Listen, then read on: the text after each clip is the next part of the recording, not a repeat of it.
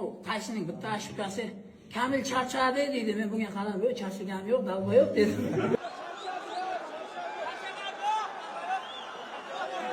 Miyangi otib yubordi-ku, miyangi.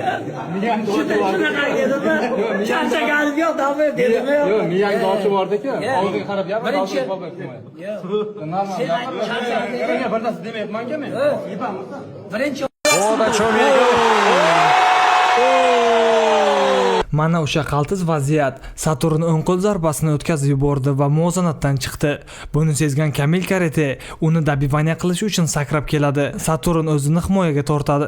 Saturn o'zini himoyaga oladi va o'ng qo'l zarbasini beradi. Bu zarba to'g'ri Kamil Karatening jag'iga kelib tegadi va Kamil Karate nokaut holatiga tushadi. Lekin afsuski shu vaziyatda raund tugaydi. Agar raund tugamaganida Kamil Karateni Saturn dabivaniya qilardi va nokaut bilan g'alaba qozonardi. Ushbu jangda sizningcha kim g'alaba qozondi? Fikringizni kommentariyada yozib qoldiring. Секундante покиньте пределы октагона. Ushbu jangda hamma aslida Saturn yutganda jangda nohaqlik bo'ldi deyishmoqda. Keling, jangni birgalikda tomosha qilamiz.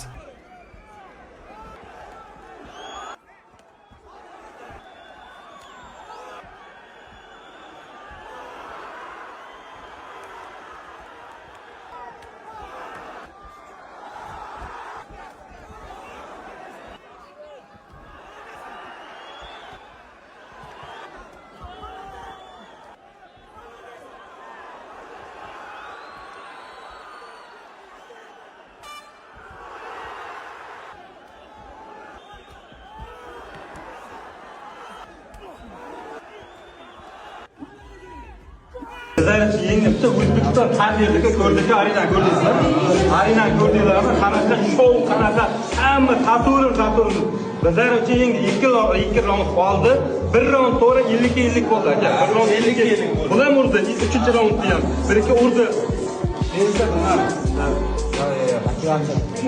Qilib xalq biladi. Mana dop deydi-ya. Wow, o'tma. Секундante покиньте пределы октагона. Dal tiydiramanglar. Победу одержал Kamaleddin Kamil. Birinchining sheshimi birovizdan, demak, birinchi және 3-raundda Kamaleddin Hasan